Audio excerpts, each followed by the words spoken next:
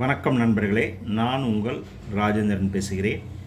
இது நாளிதழில் வந்த தினம் ஒரு தகவலாகும்.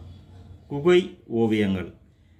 எழுத்து சொற்கள் இல்லாத காலகட்டத்தில் வாழ்ந்த ஆதிகால மக்கள் தங்கள் வாழ்க்கையை பதிவு செய்ய எந்த வழியும் இல்லாததால் அவர்கள் எவ்வாறு வாழ்ந்தார்கள் என்பதை அறிவதற்கு இன்றைய ஆராய்ச்சியாளர்களுக்கு கடினமாக இருந்து வருகிறது.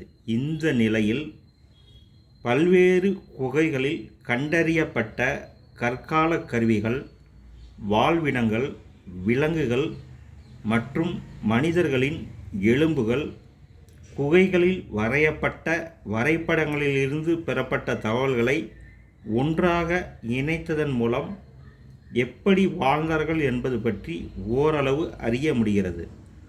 ஆதி மனிதர்கள் குகை பாறைகளை தங்கள் ஓவிய தளமாக பயன்படுத்தி கொண்டனர். இந்தியாவில் பல்வேறு இடங்களில் குகை ஓவியங்கள் கண்டுபிடிக்கப்பட்டுள்ளன. அதில் தமிழ்நாட்டில் இருக்கும் சித்தன்னவாசல் ஓவியங்கள் குறிப்பிடத்தக்கவை. பறவைகள், விலங்குகள், மீன்கள் மற்றும் இயற்கையை மதிக்கும் மக்கள் குறித்த ஓவியங்களை அங்கு காணலாம்.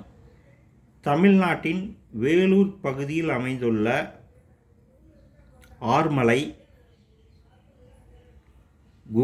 ஆர்மமலை குகை ஓவியங்கள் 8ஆம் நூற்றாண்டை சேர்ந்தவை.